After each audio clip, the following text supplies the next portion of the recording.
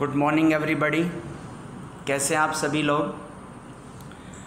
जैसा कि आपको पता है हम लॉकडाउन फेज़ में चल रहे हैं और हमारी सभी ऑनलाइन क्लासेस विधिवत चल रही हैं। किसी भी प्रकार की कोई परेशानी मेरे हिसाब से नहीं आ रही होगी, और फिर भी अगर आपको कोई क्वेश्चन है, क्यूरीज़ हैं, तो आप सीधा मुझे कॉल करें, व्हाट्सएप करें। उसी दिशा में हम आगे बढ़ते हुए आज हम क्लास 8 के चैप्टर 4 की चर्चा करने वाले हैं। मैं आपको दोनों लैंग्वेज में, हिंदी और इंग्लिश में, दोनों में ट्रांसलेट करके नोट्स को समझाने का प्रयास करूंगा। आप ध्यान से वीडियो को देखें। आप वीडियो को पॉज कर सकते हैं। नोट्स की पीडीएफ आपको वैसे पहले भेजी जा चुकी है और आपको भेज दी जाएगी। आप अपनी फेयर कॉपी में इसको अच्छे से करेंगे। आप देख रहे हैं स्क्रीन के ऊपर materials, metal and non metal, class 8 के नोट्स। सबसे पहले हम बात कर रहे हैं इंट्रोडक्शन की। इंट्रोडक्शन, जैसा कि आपको पता है कि मेटल नॉन मेटल को जानने की बात हो रही है, परिचय की बात हो रही है। Everything around us is categorize either metal और non metal, and now it is important to know about the differentiation between the metal and non-metal. So we will discuss at first about metal. So metal means धातु। धातु क्या है आइए जानते हैं। metals are described as chemical elements that readily lose electrons to form positive ions, and that's positive ions are called cations. इसका सीधा सीधा मतलब है धातु उन तत्वों को कहते हैं जो इलेक्ट्रॉन को लॉस करती हैं और लॉस करके और वो पॉजिटिव आयंस, धनायन बनाती हैं। एग्जाम्पल के लिए aluminium, copper, iron, tin, gold, ये हमारी धातुएं हैं। Around 90 of the total 118 elements are metals. लगभग जो है 118 एलिमेंट जो अभी तक जानकारी में हैं, उनमें से 90 एलिमेंट्स जो है वो धातु के रूप में जाने जाते हैं। अब हम बात करेंगे फिजिकल प्रॉपर्टी, उनके भौतिक जो गुण हैं धातुओं के, उनकी बात करेंगे। तो देखिए, आप यहाँ स्क्रीन पे देख सकते हैं फिजिकल प्रॉपर्टीज़ जो हैं वो देखिए। Occurs as solid, liquid and gases at room temperature. ये रूम टेम्परेचर पर तीनों ही स्टेज में मिलती हैं, सॉलिड में भी हैं, लिक्विड में भी हैं और गैसेज में भी हैं। सेकंड, ब्रिटल, ये भंगुर होती हैं, ऊपर से गिराने पर ये टूट सकती हैं। ऐसा हो भी सकता है, लेकिन ज़्यादातर धातुएं ऐसी नहीं होती हैं। लेकिन हम चर्चा करेंगे कि कौन सी ब्रिटल हैं, और मोस्टली जो हैं वो हार्ड हैं। नॉन मेलेबल या मेलेबल हैं, यानी जिनको पीट पीट के चादर बनाया जा सकता है या नहीं बनाया जा सकता। ये फिजिकल प्रॉपर्टीज़ एक तरीके से जो बताई जा रही हैं, ये मेटल्स की पहले नहीं है, ये पहले नॉन मेटल्स की हैं। तो नॉन मेटल्स ब्रिटल भी होती हैं, नॉन मेलेबल भी होती हैं, यानी उनको पीट पीट के चादर नहीं बनाई जा सकती। नॉन डक्टाइल, इनको तार भी नहीं बनाए जा सकते। नॉन सोनोरस, ये साउंड भी प्रोड्यूस नहीं करती हैं जब इनको स्ट्राइक करते हैं। Bad conductor of heat and electricity, और ये हीट और इलेक्ट्रिसिटी की बैड कंडक्टर होती हैं, उसको सप्लाई नहीं करती हैं। एक्सेप्शन है यहाँ फिजिकल प्रॉपर्टीज़ का यहाँ पे। तो आप देखिए एल्कली मेटल्स जो हैं, जैसे सोडियम, पोटेशियम, लिथियम, इनको चाकू से काटा जा सकता है। मरकरी एक लिक्विड है। लेड और मरकरी जो है वो एक पुअर कंडक्टर ऑफ हीट हैं। इसी तरीके से मरकरी जो है वो expand significantly for a slightest change in temperature. थोड़े से भी टेम्परेचर चेंज करने पर वो स्लाइटली मूव करती है, एक्सपेंड होती है, फैलती है। गैलियम एंड सीजियम है वेरी लो मेल्टिंग पॉइंट। उनको अगर हथेली पे भी रख दिया जाए और ऐसे हथेली की गर्मी भी दी जाए तो वो पिघलने को तैयार होती हैं, वो पिघल जाती हैं, गैलियम और सीजियम। आयोडीन नॉन मेटल है, लेकिन वो लश्कर है, चमकदार है। ग्रेफाइट एक गुड कंडक्टर है, जबकि ये नॉन मेटल है। Diamonds conduct heat and has a very high melting point. Diamond जो नॉन मेटल है उसके बावजूद ये कंडक्टिविटी करता है हीट की, और साथ ही साथ हम बात करें तो इसका मेल्टिंग पॉइंट बहुत ज़्यादा हाई होता है, जबकि ये गुण किसका होता है, मेटल्स का होता है। आइए इन मेटल्स को की प्रॉपर्टी की बात करें। Metals are hard and have high melting point, high tensile strength, इनकी तनन क्षमता बहुत ज़्यादा होती है। Solid at room temperature, room temperature पर ये सॉलिड हैं। एक्सेप्ट मरकरी जो हम चर्चा कर चुके हैं, which is liquid at room temperature, जो कि लिक्विड है रूम टेम्परेचर के ऊपर। इसके बाद हम बात कर रहे हैं आगे sonorous, metals produce sound when it's struck, जब उसको स्ट्रक किया जाता है, टक्कर दी जाती है, चोट पहुंचाई जाती है, उसको ऐसे किया जाता है तो वो क्या करती हैं, साउंड प्रोड्यूस करती हैं। Metals are good conductor of heat and electricity, ये हीट और इलेक्ट्रिसिटी के गुड कंडक्टर हैं। इसी तरीके से अब वहाँ की बात करें, मैलेबल हैं, ये इनको पीट करके चद्दर बनाया जा सकता है। Beaten into thin sheet, ductile, it can be drawn into wire, इनके वायर खींचे जा सकते हैं। High melting and boiling point, इनके बॉइलिंग पॉइंट और मेल्टिंग पॉइंट हाई होते हैं। एक्सेप्शन है सीजियम और गैलियम।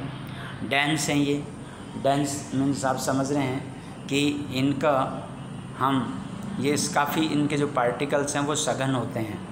इनको ये अगर हम बात करें एक्सेप्शन में कौन है, एल्कली मेटल है। और osmium, osmium highest density and lithium least density, यहाँ से क्वेश्चन बनते हैं तो आप ध्यान रखिएगा। बड़े एग्ज़ाम की बात तो कर रहे हैं हम, तो वहाँ बड़े एग्ज़ाम में ये छोटी छोटी बातें ही MCQs के रूप में आती हैं जो हमें सिलेक्शन की ओर लेके जाती हैं। इसके बाद हम बात कर रहे हैं आगे लश्चर। लश्चर यानी चमकदार, धातुओं को जब कट किया जाता है तो उनकी सरफेस बहुत ही चमकदार शाइनिंग निकलती है। Silver grey in colour except gold and copper. और यहाँ बात करें रंग की तो सिल्वर ग्रे कलर में और गोल्ड और कॉपर जो है इसका एक्सेप्शन है। सिल्वर ग्रे कलर की उनकी होती है, लेकिन हम बात करें सोने और तांबे की तो उनका कलर सिल्वर ग्रे नहीं होता है, ये एक्सेप्शंस में। अब हम नॉन मेटल की कुछ एक्सेप्शन के बारे में बात करेंगे। Non metal are those element which don't exhibit the properties of metal, example carbon, boron etcetera. Chemical properties of metal, alkali metal. Alkali metal कौन सी होती हैं, लिथियम, सोडियम, पोटेशियम, ये एल्कली मेटल्स कहलाती हैं। React vigorously with water and oxygen और air, और ये बहुत तेज़ी से रिएक्शन करती हैं पानी के साथ, ऑक्सीजन के साथ। Magnesium react with water, magnesium भी पानी के साथ बहुत तेज़ी से रिएक्शन करता है। उसके बाद aluminium, ferric and zinc react with the steam. Aluminium, ferric और जिंक वो स्टीम के साथ, पानी की धारा के साथ रिएक्शन करता है। Copper, silver, AG, PT, platinum, AU, Aurum, gold don't react with water और डाइल्यूट एसिड, और डाइल्यूट एसिड के साथ भी ये रिएक्शन नहीं करते हैं। आइए हम बात करते हैं केमिकल प्रॉपर्टीज़ में डिस्प्लेसमेंट रिएक्शन। डिस्प्लेसमेंट रिएक्शंस में आपको पता है डिस्प्लेसमेंट, एक का प्लेस दूसरा ले लेता है, एक का स्थान दूसरा लेता है। जो ज़्यादा क्रियाशील है, ज़्यादा इफ़ेक्टिव है, ज़्यादा एनर्जेटिक है, ज़्यादा रिएक्टिव है, वो लेस रिएक्टिव एलिमेंट को डिस्प्लेस करके खुद उसकी पोजीशन ले लेता है।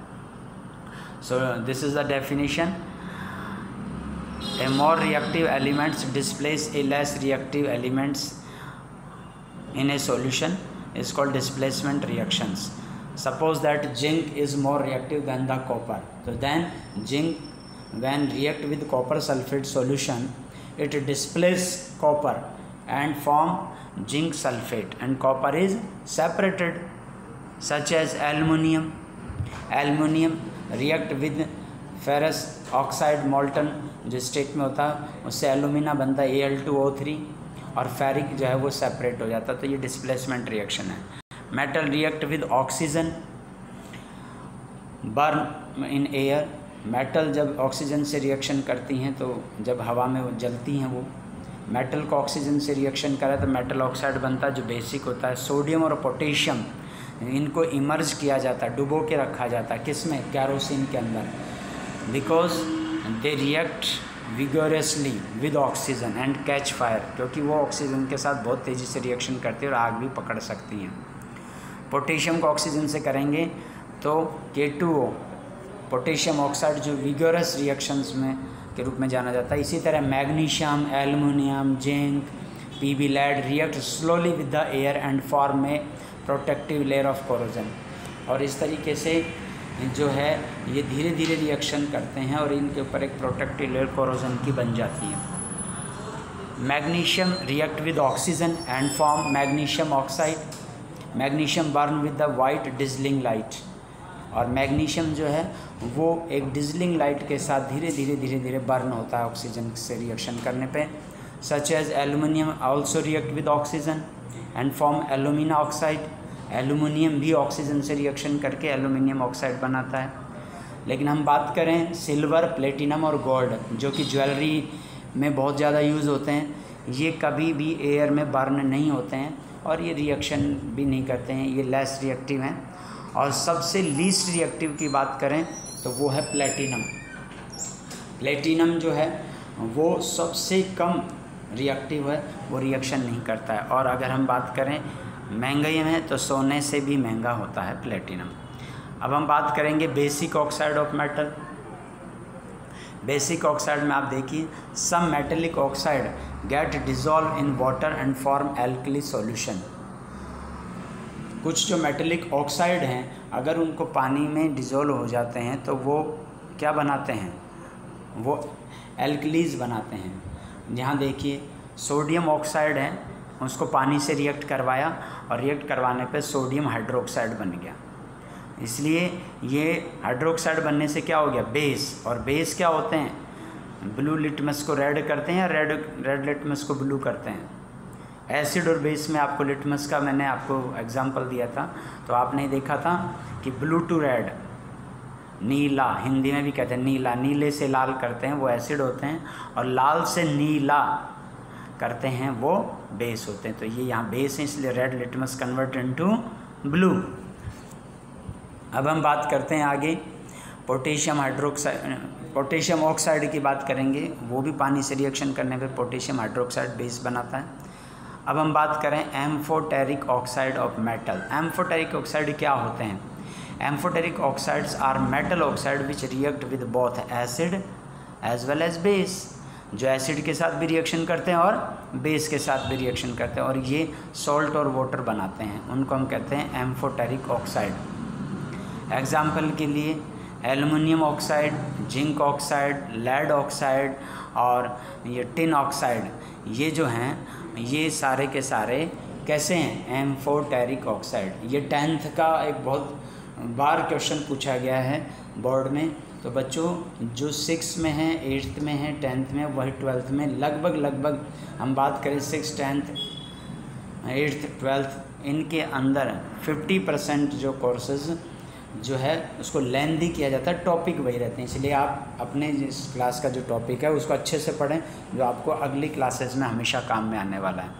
देखिए यहाँ पे इनकी रिएक्शंस है, इसको आप ध्यान से अच्छे से देखिए और इसको नोट करना है।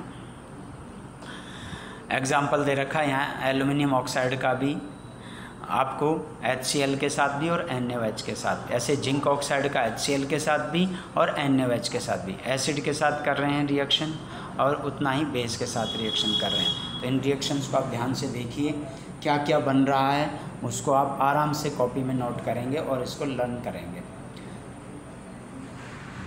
और ये सब बेस बन रहे हैं, ये भी आप ध्यान रखिएगा। जो AlCl3 है, NaAlO2 है, इसी तरह ZnCl2 है प्रोडक्ट के रूप में, Na2ZnO2 है, ये सभी के सभी बेस हैं। आइए हम बात करते हैं रिएक्टिविटी सीरीज़ की। रिएक्टिविटी सीरीज़ में यहाँ पे आपको ये पूरा इंडेक्स दे रखा है, मैं इसको थोड़ा सा छोटा करके आपको दिखाता हूँ। ये देखिए,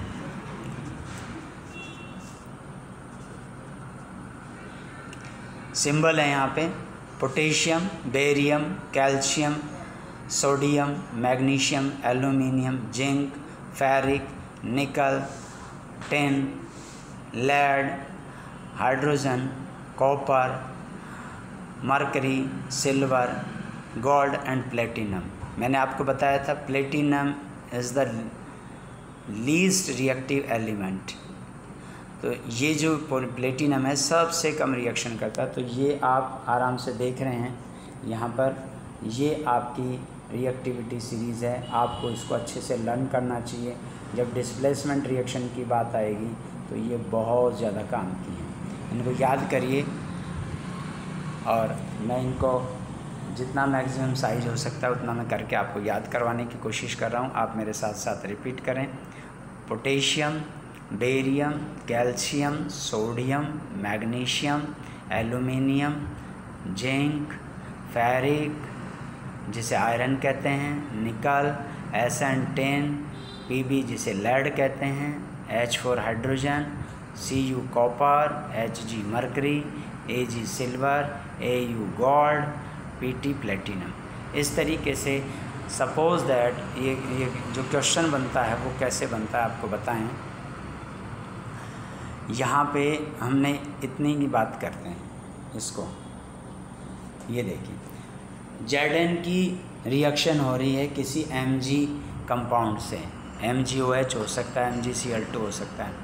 देन Zn डिस्प्लेस Mg और not, Zn is not able to displace because Zn position is lower than Mg in reactivity series, so Mg is more reactive than the zinc.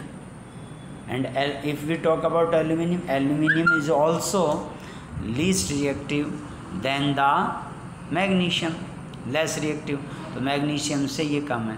तो इस तरीके से इसमें क्वेश्चंस आते हैं कौन किससे ज़्यादा रिएक्टिव है या कौन कम है, उसी हिसाब से ये डिस्प्लेसमेंट रिएक्शन में डिस्प्लेस करते हैं।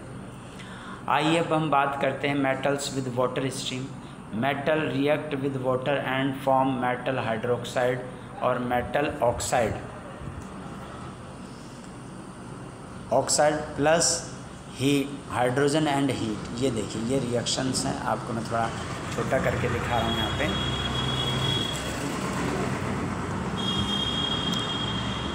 तो यहाँ ये रिएक्शंस हैं मेटल्स की वाटर स्ट्रीम के साथ। जो रिएक्शंस हैं वो यहाँ देखिए, मेटल ने वाटर के साथ रिएक्शन किया, मेटल हाइड्रोक्साइड बनाया, हाइड्रोजन गैस बाहर निकलती है, ठीक है, और हीट भी प्रोड्यूस हो सकती है। सोडियम के साथ जब करते हैं तो हीट प्रोड्यूस होती है, कैल्शियम के साथ करते हैं तो कैल्शियम हाइड्रोक्साइड, हाइड्रोजन गैस और हीट भी निकलती है। जो चूने की कड़ी जिसे हम कहा करते थे पहले, और हम जब उसमें रंग करने के लिए डालते थे तो मटकी के अंदर वो कड़ी जो डाली जाती है तो उससे हीट भी निकलती थी।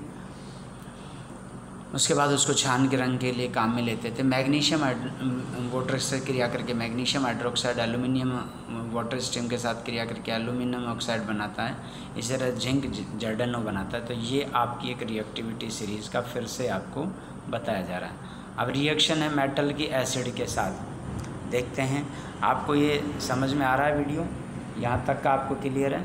तो चलिए इसके बाद अगला जो वीडियो है हम ये सारी चीज़ें पढ़ने वाले हैं, आपको मैं पहले ही बता दूं बेस के साथ। और आई थिंक जब इतना सही है तो क्यों ना हम इसे अभी कर लें। चलिए इसको देखते हैं। Reaction of metal with acid, metal which are reactive then hydrogen displace hydrogen from its acid and produce reactive metal salt and hydrogen gas. ये क्या कहना चाह रहे हैं कि मेटल जो है which are reactive then hydrogen displace hydrogen form, कि मेटल जो है वो हाइड्रोजन से ज़्यादा रिएक्टिव होते हैं। तो जिनमें हाइड्रोजन होता है, चाहे वो HCl हो चाहे वो H2SO4 है, तो उसमें से हाइड्रोजन को हटा के उसको डिस्प्लेस कर देती हैं, हाइड्रोजन गैस को बाहर कर देती हैं। देखिए इसमें आपको दिखा भी रखा है, आराम से इसको अच्छा सा बड़ा करके देखिए। ये देखिए सोडियम ने HCl से रिएक्शन किया और NaCl बाहर आ गया, Na ने Cl से दोस्ती करी और H को बाहर कर दिया, क्योंकि सोडियम ज़्यादा रिएक्टिव है हाइड्रोजन से। इसी तरह पोटेशियम H2SO4 से रिएक्शन करता है तो क्या बनता है K2SO4 और हाइड्रोजन को डिस्प्लेस करके हाइड्रोजन गैस बाहर। इस तरह metal which are less reactive then hydrogen can't react its acid, so hence no reaction take place. तो जो मेटल ज़्यादा रिएक्टिव नहीं है हाइड्रोजन से वो उससे नहीं क्रिया करती, तो सभी मेटल्स नहीं करती हैं। जो उससे ज़्यादा रिएक्टिव, ज़्यादा इफेक्टिव है वही उससे कर पाती हैं।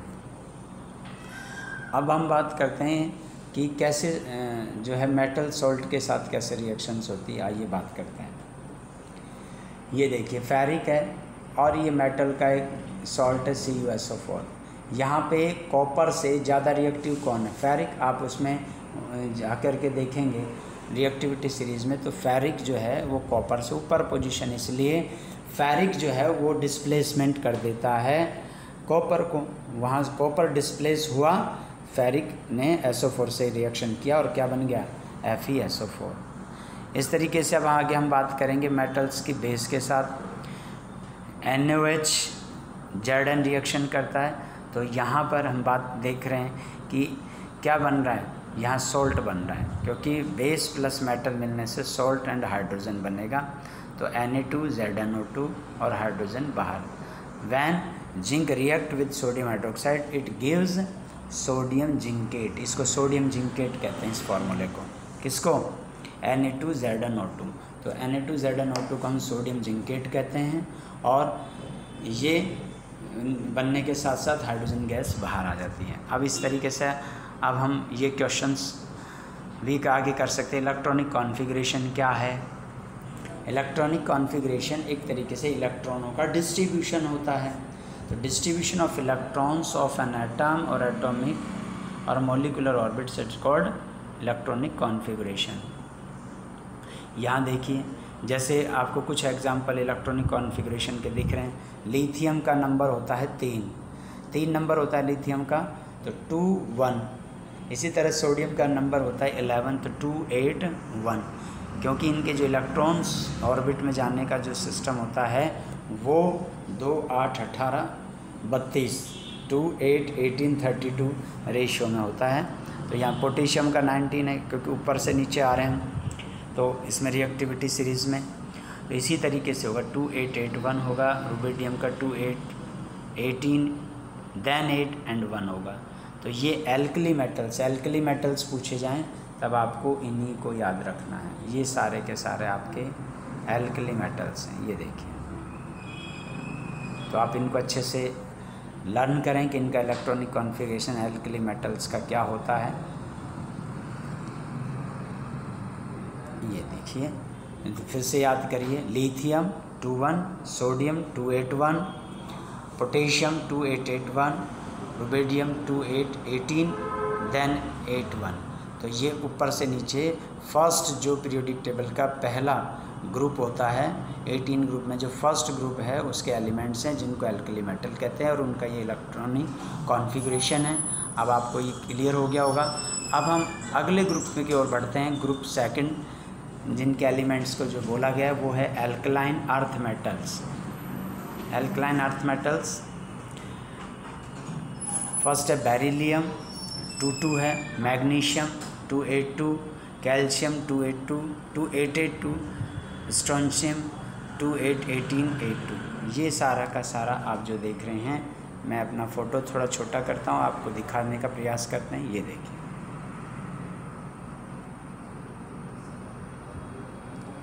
ये हमारे एल्कली मेटल्स का,